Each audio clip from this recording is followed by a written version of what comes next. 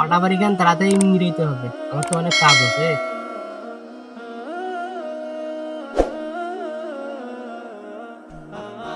আরে দোস্ত, এখানে কি করিস রে? আরে দোস্ত, এই তো পাটাবাড়ি নিয়ে যাইতেছি, আমার তো অনেক কাম। ও, তা পাঠাবি নিয়ে দিচ্ছিস? আরে বন্ধু, তা তুই এখানে কিসের জন্য আসছিস? আরে দোস্ত, আসলাম তো। এখন তো মনে হয় জোরে আজান দেবে, তা তোমার ডাকতে আসলাম, চল তা নামাজটা পড়ে আসি। আরে দোস্ত, তোকে তো বললাম আমার অনেকগুলো কাম আছে, তুই যা, আমি যাব না। ও আচ্ছা, তো ঠিক আছে, আমি যাই। আচ্ছা যা, আমি তাহলে কাজ করি।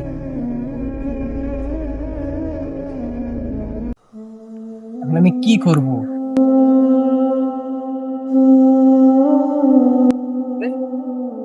দোস্ত, এখন আমি ওখানে দেখলাম, তুই এখানে কি করিস?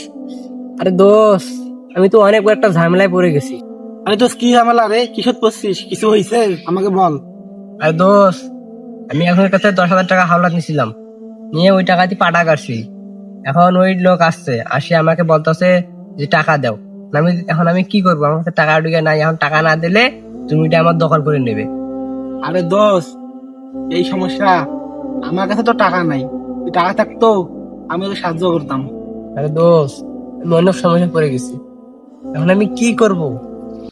আরে দোস্ত শোন, চিন্তা করিস না, এই সময়ে তোকে শুধু একজন সাহায্য করতে পারে। আরে দোস্ত, বল না, কি আমাকে সাহায্য করতে পারবে?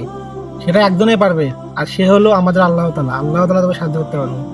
আরে দোস্ত, তুই তো বললি আল্লাহ তাআলা সাহায্য করবে, ওই আল্লাহ তাআলা আমাকে সাহায্য করলো। আরে দোস্ত শোন, তুই তো এতদিন দুনিয়ার মায়ায় পড়েছিলি, দুনিয়ার প্রেমে পড়েছিলি, আল্লাহর প্রেমে পড়িস নাই। যদি আল্লাহ তাআলার সাহায্য পেতে হয়, তাহলে আল্লাহ তাআলার ইবাদত করতে হয়। তোর একটা কথা বলি, এইরকম খারাপ সময়ে শুধু একমাত্র আল্লাহ তাআলা ছাড়া কেউ সাহায্য করতে পারবে না। তুই সবকিছু ছেড়ে দিয়ে, দুনিয়ার মায়া ছেড়ে দিয়ে আল্লাহ তাআলার পথে ফিরে আয়। ইনশাআল্লাহ দেখবি সব বিপদ থেকে তুই মুক্তি পেয়ে গেছিস। আল্লাহ। আসলে রে দোস্ত, আমি এতদিন দুনিয়ার প্রেমে অন্ধ ছিলাম।